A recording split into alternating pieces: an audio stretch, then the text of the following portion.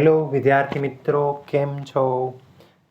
આ online education શિક્ષણની અંદર હું આપનું હાર્દિક સ્વાગત કરું છું. આજે ધોરણ 10 સામાજિક વિજ્ઞાનની અંદર ચેપ્ટર નંબર 16 વિશે આપણે અભ્યાસ કરીએ છીએ. એમાં આપણે આગળનો વિડીયો જોયો આર્થિક પ્રવૃત્તિ બિન આર્થિક, ભારત દેશનું અર્થતંત્રનું માળખું કેવા પ્રકારનું છે, 3 ભાગોમાં વિભાજિત. હવે આજે જે જોવાનું છે એ ઉત્પાદનના સાધનો અને ઉત્પાદનના સાધનોની ફાળવણી. ખ્યાલ આવ્યું? તો મુખ્ય 4 સાધનો છે ઉત્પાદનના: જમીન, મૂડી, શ્રમ અને નિયોજન. આ 4 સાધનોથી આપણા ચીજ વસ્તુઓ છે કે સેવાઓનું છે એ ઉત્પાદન કરવામાં આવે છે. તો જોઈએ આપણે ઉત્પાદનના સાધનોની અંદર પહેલો જો કે કુદરતી સંપત્તિ અને શ્રમની મદદથી ચીજ વસ્તુ અને સેવાઓનું ઉત્પાદન કરવામાં આવે છે. આજે લોકોની જે જરૂરિયાતો છે એ જરૂરિયાતોને સંતોષવા માટે આપણે કુદરતી સંપત્તિ અને માનવ શ્રમ આ બંનેના મદદથી આપણે જે કાંઈ સેવાઓ કે ચીજ વસ્તુઓ જોઈએ છે એનું ઉત્પાદન થાય છે. આ ઉત્પાદન કરવા માટે અનેકવિધ સાધનોનો ઉપયોગ થાય છે. ઘણા બધા સાધનો છે. એમણે કહીએ કે ખાલી શ્રમથી જ આપણે ઉત્પાદન નહીં થાય, કે ખાલી જમીનથી જ ઉત્પાદન નહીં થાય, મૂડીથી જ ઉત્પાદન નહીં થાય. ઘણા બધા સાધનો છે. આવા સાધનોને આપણે 4 ભાગમાં વહેંચવામાં આવ્યા છે. જે એક જમીન, બીજું મૂડી, ત્રીજું શ્રમ અને ચોથું નિયોજન અથવા નિયોજક. આ તમામ સાધનોનો પરિચય નીચે મુજબ આપણને આપવામાં આવ્યો છે. તો એમાં પહેલું સાધન જોઈએ આપણે જમીન. જમીન એ સામાન્ય અર્થમાં આપણે કહીએ તો કુદરતી સંસાધન છે. કે જમીન કેને કહેવાય કે અહીં સામાન્ય અર્થમાં જમીનને આપણે પૃથ્વીની સપાટીના ઉપલો જે પડ છે એ પડ તરીકે આપણે એને ઓળખીએ છીએ. બરોબર? જમીનને ઉપલા પડ તરીકે આપણે ઓળખવામાં આવે છે.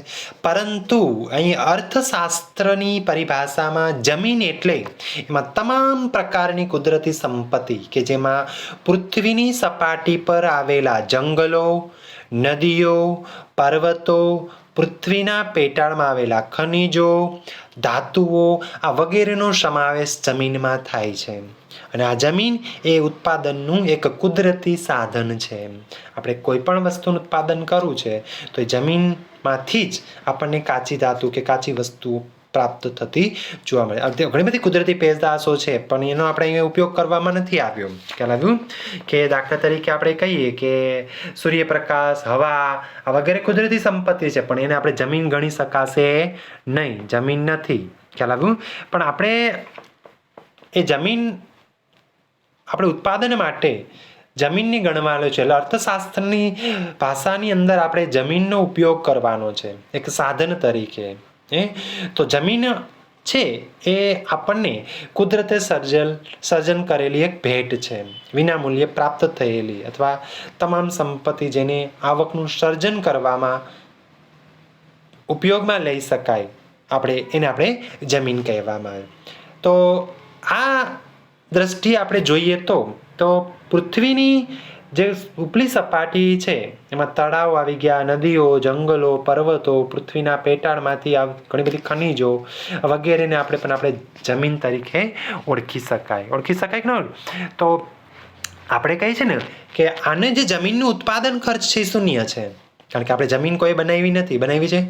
કીધું ને. જમીન એ ઉત્પાદનનું કુદરતી સાધન કીધું આપણે. ખ્યાલ આવ્યું? કીધું કે નથી? તો તે જે કુદરતે આપેલી આપણને ભેટ છે, કુદરતે મોકલેલી આપણની બક્ષિસ છે. તેથી મનુષ્ય છે એ મનુષ્યએ દ્વારા તેનું સર્જન થઈ શકતું નથી. આપણે કોઈ એને સર્જન નથી કર્યું. તેથી તેનું ઉત્પાદન ખર્ચ આપણે જોઈએ જમીનનું તો શૂન્ય ગણાય. આપણે જમીન બનાવી છે, આપણે સર્જન કર્યું છે તો આને જમીનનું ઉત્પાદન કેવું ગણ્યું? શૂન્ય ગણ્યું. કારણ કે જમીન છે માનવ સર્જિત સાધન ગણાય નહીં. કેવું છે? કુદરતી સાધન છે. કેવું છે? કુદરતી સાધન તરીકે આપણે એને ગણીએ.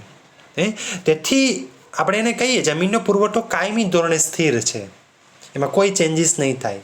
આથી જે કાંઈ માનવી એ જમીનને બુદ્ધિપૂર્વક વ્યક્તિ અથવા આયોજનથી કે ટેકનોલોજી દ્વારા એનો ઉપયોગ કરવો જરૂરી છે. એક સાધન બની ગયું આપણું જમીનનો કેવી રીતે ઉપયોગ કરવો. ખ્યાલ આવ્યો? કારણ કે જમીન છે કાયમી છે, સ્થિર છે, તેથી આપણે એને ગમે રીતે ઉપયોગ કરવાનો છે. બુદ્ધિથી, આયોજનથી, આપણી ટેકનોલોજી દ્વારા એનો સક્ષમ, કાર્યક્ષમ ઉપયોગ કરવો જોઈએ. કારણ કે જમીનની ગતિશીલતા મર્યાદિત છે, એ કોઈ ફેરફાર નથી થવાનું. ફેરફાર જમીનમાં કે કાળી જમીન છે તો કાળી જ રહેવાની છે, કારણ કે એની ભૌગોલિક ગતિશીલતા એ ધરાવતી નથી. આપણે કહે છે એક ખેતરને બીજે સ્થળે લઈ જઈ શકાતું નથી. આ સ્થળ ખેતર બીજી જગ્યાએ લઈ જઈ, જમીન બીજી જગ્યાએ લઈ જઈ શકાશું નહીં શકાય. એટલે ગતિશીલતા નથી, એમાં મર્યાદિત છે. એમાં એક જમીનમાં વિવિધતા છે કે ફળદ્રુપતા અને ઉપયોગિતાની દ્રષ્ટિએ આપણે જમીનની વિવિધતા જોવા મળે છે. ગુણવત્તાની દ્રષ્ટિએ આપણે જમીનની વિવિધતા જોવા મળે છે. આ ઘણી બધી આપણે ખનિજોની દ્રષ્ટિએ જમીનની વિવિધતા જોવા મળે છે. તો આ રીતે આપણે જમીનનો એક સાધન તરીકે આપણે ઉપયોગ કરવાનો છે, ઉત્પાદનના સાધન. તો આપણે કઈ રીતે જમીનનું ઉત્પાદન કરવું સાધન તરીકે, એ આપણે એક પહેલું સાધન છે જમીન. ખ્યાલ આવ્યું? ત્યાર પછી બીજું ઉત્પાદનનું સાધન છે મૂડી. હવે મૂડી એ પણ એક આપણે ઉત્પાદનના સાધનોની ફાળવણીની એક બાબત કહી શકાય. જો આપણે કહીએ કે દરેક સાધનો આ જમીનનો ઉપયોગ કરવા માટે આપણે મૂડીની જરૂર પડશે. ઉત્પાદનની કોઈ પણ પ્રક્રિયામાં ઉપયોગમાં લેવામાં આવતા આપણે માનવ સર્જિત સાધનો જેવા કે યંત્રો લઈ લ્યો, ઓજારો લઈ લ્યો, મકાનો લઈ લ્યો, આ વગેરેનો સમાવેશ કેમાં થાય છે? મૂડીમાં જ થશે. મૂડી તરીકે જ આને ઓળખી શશે ને, કારણ કે ઉત્પાદનના કાર્યની અંદર જે કાંઈ આપણે ઉપયોગમાં લેવાતા હોય એવા સાધનોને આપણે માનવ સર્જિત સાધનો, અર્થશાસ્ત્રની ભાષાની અંદર આપણે કહીએ તો એને આપણે મૂડી ગણવામાં આવે. કાચો માલ લઈ લ્યો, યંત્રો લઈ લ્યો, ઓજારો લઈ લ્યો, મકાનો લઈ લ્યો, આ બધું અર્થશાસ્ત્રની ભાષામાં આપણા એક ઉત્પાદનના સાધનમાં શું ગણાશે? મૂડી તરીકે આપણે ઓળખી શકશું. તો મૂડી પણ જરૂર પડશે. ખ્યાલ આવે છે? ઉત્પાદન કરવા માટે મૂડી વગર આપણે કોઈ પ્રકારની વસ્તુનું ઉત્પાદન કરી શકશું નહીં, અર્થશાસ્ત્રની દ્રષ્ટિએ. ત્યાર પછીનું આપણે ત્રીજું સાધન છે શ્રમ. હવે આપણે કહીએ ભૌતિક વર્તનની અપેક્ષાએ કરવામાં આવતા કોઈ પણ શારીરિક કે માનસિક કાર્યને આપણે શું કહેવાય છે? શ્રમ કહેવાય છે. આપણે કોઈ પણ શ્રમ કરીએ, શારીરિક શરીરનો ઉપયોગ દ્વારા કરીએ કે બુદ્ધિનો ઉપયોગ દ્વારા કામ કર્યું, તો એ માનસિક કે શારીરિક કાર્યને આપણે શ્રમ કહેવાય છે. શું કામ શ્રમ? કે આપણે એની પાછળ વળતરની અપેક્ષા રાખવામાં આવે છે, વેતનની અપેક્ષા રાખવામાં આવે છે. શ્રમ એ ઉત્પાદનનું સજીવ એક સાધન છે. ખેતમજૂરો, કામદારો, શિક્ષકો, ડોક્ટરો, કારીગરો, આ વગેરે કાર્યને શું આપણે કીધું? શ્રમ કીધું. એટલે આર્થિક બદલાની અપેક્ષાએ, આપણે નફાની અપેક્ષાએ, પગારની અપેક્ષાએ કરવામાં આવતી આપણી કોઈ પણ કાર્ય પ્રવૃત્તિ છે, એક માનસિક કયો કે શારીરિક કયો, બંને પ્રકારની કામગીરીને આપણે શ્રમ તરીકે આપણે ઓળખી શકીએ. આપણે ઔદ્યોગિક કામદારો, મજૂરો, ખેતમજૂરો, આપણે શિક્ષકો, બેંક કર્મચારીઓ, વકીલો, ડૉક્ટરો, નર્સ, આ વગેરેની કામગીરી કેવી છે? શ્રમની જ છે. તો પણ એ કાંઈક અપેક્ષા રાખે છે, કાંઈક નવું એનાથી ઉત્પાદન થશે, એનાથી વસ્તુ બનશે. શિક્ષકથી શું બને? વિદ્યાર્થીઓ ભણે છે તો શ્રમ કર્યું ને, મહેનત કરી અને એની પાછળ શું મળી? વળતરની અપેક્ષા મળી. ત્યાર પછીનો ચોથો સાધન છે નિયોજન. આપણે નિયોજક કહીએ છીએ ને. જો ઉત્પાદનની પ્રક્રિયામાં જમીન, મૂડી અને શ્રમ, આ ત્રણ બાબતો છે. ઉત્પાદન પ્રક્રિયા માટે ત્રણ વસ્તુ જોશે. જેવા ત્રણેય સાધનોનું નફાના હેતુથી કુશળતાપૂર્વક શું કરશે? એનું સંયોજન કરનાર વ્યક્તિને શું કહેવાય? નિયોજક કહેવાય. ખ્યાલ આવ્યું? આજે જમીન લઈ લ્યો, મૂડી લઈ લ્યો કે શ્રમ લઈ લ્યો, આ ત્રણેય જે સાધનો છે ઉત્પાદનના, એનો યોગ્ય રીતે સંકલિત કરી પોતાની જવાબદારીએ આર્થિક જોખમો ઉઠાવીને જે કુશળતાપૂર્વક આપણે ઉત્પાદન કે આયોજન કરવામાં આવે એને આપણે નિયોજક કહેવામાં આવે છે. આ ત્રણેય સાધનોને યોજનાપૂર્વક ઉત્પાદનમાં જોડવાની કામગીરીને શું કહેવાય? નિયોજન. કહેવું નિયોજન કહેવાય છે. નિયોજન એટલે ઉત્પાદન એકમનો માલિક સ્થાપક અને સંચાલક હોય. નિયોજક એ શું છે? ઉપક્રમનો ઉત્પાદક છે, ઉપક્રમનો માલિક છે, સ્થાપક પણ છે. એને નિયોજક તરીકે આપણે જમીન, મૂડી અને શ્રમ એ ત્રણ જે આ સાધનો છે ઉત્પાદનના, આપણે કહીએ ને ઉપર જોયા, એ ત્રણ સાધનોને ઉત્પાદનમાં જોડવાની કામગીરીને આપણે નિયોજન કહેવાશે. જોડવાની કામગીરી આપણે કીધું ને એને નિયોજક. કારણ કે સારી રીતે જમીન મળશે, એમાં ક્યાંક કાચી ધાતુ કોઈ પણનો ઉપયોગ કરશું, મૂડી લેશું, શ્રમ લેશું, આ બધું જોડ્યું. કોને જોડ્યું? માલિકે જોડ્યું, સ્થાપકે જોડ્યું, સંચાલકે જોડ્યું. આ જે સંચાલક્યો, સ્થાપક્યો એને શું કહેવાય? નિયોજક. નિયોજકને આપણે નિયોજન તરીકે ઓળખશું. ખ્યાલ આવ્યો? તો આ 4 પ્રકારના આપણે ઉત્પાદનના સાધનો હતા. આ દરેક સાધનોની સમજૂતી ટૂંકમાં આપણે સમજાય છે. ત્યાર પછી આપણે છે એ ઉત્પાદનના સાધનોની ફાળવણી, કે આપણે જે ઉત્પાદન કર્યું છે તો એ ઉત્પાદનના સાધનો કઈ કઈ જગ્યાએ આપણે ફાળવીએ છીએ. જોઈએ કે માનવીની જરૂરિયાતો મર્યાદિત છે. માનવીની જરૂરિયાતો ક્યારેય સંતોષાતી નથી. એક જરૂરિયાતો સંતોષાય તો બીજી 3 જરૂરિયાતો નવી ઉદ્ભવે છે. અને આ જરૂરિયાતો પૂરી કરવાના સાધનો પણ આપણા માટે કેવા છે? મર્યાદિત છે. ઉપર જોયા, જરૂરિયાતો સંતોષવા માટે આપણા પાસે સાધનો મર્યાદિત પ્રમાણમાં છે. વિશ્વના કોઈ પણ દેશ પાસે અમર્યાદિત પ્રમાણમાં સાધનો ઉપલબ્ધ હોતા નથી. આપણો દેશ શું, કોઈ પણ દેશ લઈ લો, ભારતની કે વિશ્વની અંદર, એને અમર્યાદિત પ્રમાણમાં સાધનો ન હોય, મર્યાદિત પ્રમાણમાં જ હોય, સ્વાભાવિક વાત છે. તેથી જ ઉત્પાદનના સાધનોની હંમેશા શું જોવા મળે છે? ખામી, અછત જોવા મળે છે, ખોટ જોવા મળે છે. તેથી પરિણામે સ્વરૂપે દરેક દેશ પોતાની પાસે જે મર્યાદિત સાધનો છે તેનો ઉપયોગ કેમ, ક્યાં અને કેટલા પ્રમાણમાં કરવો એ વગેરે પ્રશ્નો આપણે સાધનોની ફાળવણીમાં ઉદ્ભવે છે, જેને નીચે મુજબ આપણે ચર્ચા કરીશું. ઉત્પાદન સાધનોની ફાળવણી કરતી વખતે નીચેની બાબતોને ધ્યાનમાં લેશું. 4 એમાં પણ સાધનો આવ્યા છે ફાળવણીમાં. કારણ કે મર્યાદિત સાધનો છે તો એને કેવી રીતે ઉપયોગ કરવો, તો સૌથી ક્યાં ઉપયોગ કરવો, સૌથી પહેલી બાબત શું છે એ બાબતને ધ્યાનમાં રાખીને આપણે આ સાધનોની ફાળવણી કરી છે. જે તે દેશ હોય કોઈ પણ, એમાં પહેલું સાધન છે અમર્યાદિત જરૂરિયાતો. આપણે કોઈ પણ દેશના લોકો છે એની જરૂરિયાતો અસંતોષિત ક્યારેય ન સમજો. માનવીની જરૂરિયાતો અસંખ્ય અને અમર્યાદિત છે, ક્યારેય સંતોષી શકાશે નહીં. તેથી જ વળી એક જરૂરિયાતમાંથી બીજી જરૂરિયાત, અનેક જરૂરિયાતો ઉદ્ભવશે. આપણે એમ કહીએ આપણે ધંધા પર ચાલીને જવું છે તો આપણે સાયકલની જરૂરિયાત ઉદ્ભવશે. સાયકલ જરૂરિયાત ઉદ્ભવશે લીધી પછી મોટરસાયકલની જરૂરિયાત ઉદ્ભવશે. હવે સાયકલ છે તો મોટરસાયકલ લઈ લીધું, હવે તો આપણે 4 વ્હીલની જરૂરિયાત ઉદ્ભવશે. આપણું જરૂરિયાત ક્યારેય સંતોષાતી નથી. બીજી અનેક જરૂરિયાતો ત્યાં ઊભી જ હોય છે. એક જરૂરિયાતો સંતોષી ત્યાં અનેક જરૂરિયાતો ઉદ્ભવે છે. ઘણી જરૂરિયાતો વારંવાર સંતોષવી પડે છે તો કેટલીક જરૂરિયાતો વિજ્ઞાન અને ટેકનોલોજીના વિકાસને કારણે ત્યાં ઉદ્ભવી ગઈ હોય છે. આમ અનેક કારણોસર જરૂરિયાતો અમર્યાદિત બને છે. આથી આ જરૂરિયાતો પૂરી કરવા માટે જરૂરિયાતોની પસંદગી કરવી પડે.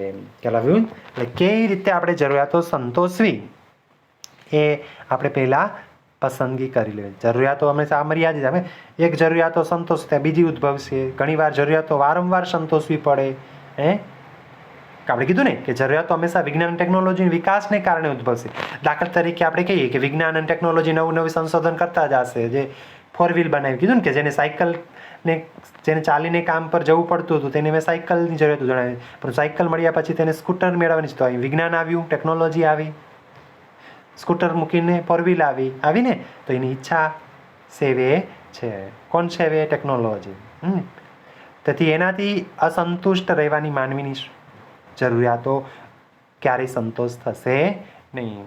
વ્યક્તિના કે મનુષ્યના જીવનમાં અંત સુધી તેની જરૂરિયાતોનો અંત આવતો નથી ક્યારેય પણ. આજે માનવી છે પોતાની જરૂરિયાતોનો સરવાળો, બાદબાકી કે ભાંગાકાર નથી કરતા, પરંતુ શું કર્યા રાખે? ગુણાકાર જ કર્યા રાખે. વધતું બાદબાકી ઓછી થાય ને, સરવાળો કરે ચાલો એક પછી વધતું ધીમે ધીમે, પણ ડાયરેક્ટ શું કરે છે? ગુણાકાર થાય છે. ખ્યાલ આવ્યો? એટલે માણસની જરૂરિયાતો વધતી જાય. આજે કહે છે માનવીના જીવનના વિકાસ સાથે આપણે જરૂરિયાતો સંતોષવીની રીત બદલાતી જાય છે. આજે જો હાઈફાઈ જિંદગી જીવવા લાગ્યા. આજે માનવીની જરૂરિયાતોમાં પણ શું થઈ ગયો? વધારો થઈ ગયો. પહેલાં રોટી, મકાન, કપડાં હતું એટલે આપણી જરૂરિયાતો સંતોષાતી. આજે અનેક કારણો છે જરૂરિયાતો સંતોષવા માટે, એટલે આપણે એ જરૂરિયાતો અમર્યાદિત છે. ખ્યાલ આવ્યું? તો જરૂરિયાતો પહેલાં ત્યાર પછીનો મુદ્દો બીજો છે, આપણે કહીએ જરૂરિયાતોનો અગ્રતાક્રમ. કહીશું ને? બીજો મુદ્દો છે કઈ જરૂરિયાતોને પ્રથમ ક્રમ આપવો. અમર્યાદિત જરૂરિયાતોની સામે ઉત્પાદનના સાધનો મર્યાદિત હોવાથી કઈ જરૂરિયાતો વધુ અગત્યની છે તે વ્યક્તિએ નક્કી કરી અને જરૂરિયાતોને અગ્રતાક્રમ મુજબ એને સંતોષવી પડે. આપણે એમ કહીએ છીએ કે વ્યક્તિની પ્રથમ જરૂરિયાત કઈ છે, પાયાની જરૂરિયાત કઈ છે, એ પહેલાં સંતોષાય તો બીજી જરૂરિયાતો સંતોષાય. એટલે સૌથી પહેલાં, કારણ કે આપણા પાસે ઉત્પાદનના સાધનો મર્યાદિત છે, તો મર્યાદિત પ્રમાણમાં ઉત્પાદનના સાધનો હોય તો આપણે કરકસરપૂર્વક આપણે પાયાની અને પહેલી અથવા અગત્યની એ જરૂરિયાતો સંતોષવી પડે. તો અગત્યની જરૂરિયાતો કઈ છે? રોટી, કપડાં, મકાન, રહેઠાણ, આપણી પ્રાથમિક જરૂરિયાત. જો આપણું જીવન ટકાવી રાખવા માટેની જરૂરિયાતો છે એ આપણે સંતોષાશે તો આપણી બીજી જરૂરિયાતો સંતોષી શકશું. ખ્યાલ આવ્યું? એટલે મુખ્ય પાયાની અથવા અગત્યતા ક્રમ આપણે માસ્લોએ આપેલો હતો સિદ્ધાંત, 5 એની જરૂરિયાતો હતી, એ જરૂરિયાતો સંતોષી છે. જે જરૂરિયાતો વધુ અગત્યની હોય તેને પ્રથમ સંતોષવી પડે અને ત્યારબાદ અન્ય જરૂરિયાતો ક્રમશઃ ઉત્પાદનના સાધનો દ્વારા આપણે સંતોષી શકાય. ખ્યાલ આવ્યું? એટલે એ રીતે આપણે જરૂરિયાતોને અગ્રતાક્રમ આપી અને આપણા ઉત્પાદનના સાધનોને ધ્યાનમાં રાખી આપણી જરૂરિયાતો આપણે સંતોષી શકીએ છીએ. ત્યાર પછીનો મુદ્દો છે આપણે મર્યાદિત સાધનો. આપણી પાસે સાધનો પણ મર્યાદિત પ્રમાણમાં છે, કારણ કે ઉત્પાદનના સાધનો મુખ્યત્વે કુદરતી સંપત્તિ અને માનવીય સંપત્તિ ઉપર જ આધાર છે. જે કાંઈ ઉત્પાદન આપણે કરીએ છીએ માનવીય શ્રમ મૂડી દ્વારા ઉત્પાદન કરીએ છીએ અને કુદરતી સાધનો દ્વારા ઉત્પાદન કરવામાં આવે છે. એટલે આ જે સાધનો છે એ મર્યાદિત પ્રમાણ, કોઈ પણ દેશ લ્યો, ભારત લ્યો, અમેરિકા લ્યો, વિશ્વની અંદર દરેક દેશોની અંદર ઉત્પાદનના સાધનોનું પ્રમાણ સીમિત છે, મર્યાદિત છે. આ તમામ સાધનો મર્યાદિત છે એટલા માટે તેનો કરકસરપૂર્વક ઉપયોગ કરવો પડશે. કારણ કે જમીન છે, આજે જમીનનું પ્રમાણ તો એટલું ને એટલું રહેવાનું છે. ખ્યાલ આવ્યું? જેટલું ક્ષેત્રફળ છે એમાં કોઈ પ્રકારનો વધારો થવાનો નથી. તો એમાં વસ્તી વધશે, એમાં જમીનની જરૂરિયાતો વધશે. તો એ જે જરૂરિયાત છે, સાધન છે, તો એ સાધનનો ઉપયોગ આપણે કરકસરપૂર્વક થાય તો આપણી જરૂરિયાતો સંતોષાઈ શકે. કરકસરપૂર્વક ઉપયોગ કરી અને મન પસંદ પડે એવી જરૂરિયાતો લક્ષમાં લઈ આપણે સાધનોની ફાળવણી કરવી પડશે. તો આ જરૂરિયાત છે. આપણે કીધું જમીન એક સાધન બન્યું, તો એના પછીનો ચોથો મુદ્દો છે આપણે કીધું સાધનોનો પણ વૈકલ્પિક ઉપયોગ છે. કે આપણે એક વખત સાધનનો ઉપયોગ જમીનની અંદર આપણે કપાસ વાવ્યો તો બીજા જે વૈકલ્પિક ઉપયોગો છે એ આપણે જતા કરવા પડે. જો એની અંદર ચોથો મુદ્દો આપણે છે કે સાધનોનો વૈકલ્પિક ઉપયોગ. જરૂરિયાત સંતોષવાના સાધનો મર્યાદિત છે એટલું જ નહીં, પરંતુ તે વૈકલ્પિક ઉપયોગ ધરાવે છે. હવે જમીન એ વૈકલ્પિક ઉપયોગ, જમીનની અંદર તમે કપાસ વાવો, માંડવી વાવો, XYZ જે કંઈ વાવો એમ, પણ એક વસ્તુ વાવ્યું એ આપણે સાધન તરીકે ઉપયોગ કર્યો. દાખલા તરીકે 5 વીઘાની અંદર કપાસ વાવેલો છે તો માંડવીનો વિકલ્પ આપણે જતો કરવો પડે. કપાસની અંદર આપણે માંડવી વાવી શકીએ નહીં. એટલે સાધનોનો વૈકલ્પિક ઉપયોગ થઈ શકે છે. એટલે એટલા માટે મર્યાદિત પ્રમાણમાં છે એ ઉપયોગો ધરાવે છે. જો ઉત્પાદનનું કોઈ પણ સાધન એક કરતાં વધુ ઉપયોગમાં આવતું હોય તો તે સાધન અનેક ઉપયોગ ધરાવે છે. આ સાધનો એક સમયે એક જ ઉપયોગ થઈ શકે. કીધું ને મેં કે જમીનનો એક વખત કપાસનો ઉપયોગ કર્યો તો કપાસનો જ ઉપયોગ થઈ શકશે, બીજા વિકલ્પો આપણે જતા કરવા પડે. જેથી આ ઉપયોગો વૈકલ્પિક છે એમ કહી શકાય. જેમ કે જમીનમાં ઘઉંનો પાક વાવીએ તો બાજરી, મકાઈ, મગફળી કે અન્ય પાક લઈ શકાતા નથી. તેથી જમીનના અન્ય ઉપયોગો આપણે શું કરવા પડશે? જતા કરવા પડશે. તેથી સાધનો છે એ વૈકલ્પિક ઉપયોગ ધરાવે છે. સમજાય છે? આ તો આ 4 એ ઉત્પાદનના ફાળવણીના સાધનો હતા. આ ઉપરોક્ત પરિસ્થિતિમાં વધુમાં વધુ જરૂરિયાતો સંતોષાય અને લોકોની ન્યૂનતમ જરૂરિયાતો સંતોષે તે રીતે ચીજવસ્તુઓ અને સેવાઓના ઉત્પાદનમાં સાધનોની ફાળવણી એટલા માટે આ કરવામાં આવેલી હતી, જુદા જુદા સાધનો માટે. બરાબર, અહીં આપણો આ વિડીયો પૂરો કરીએ છીએ.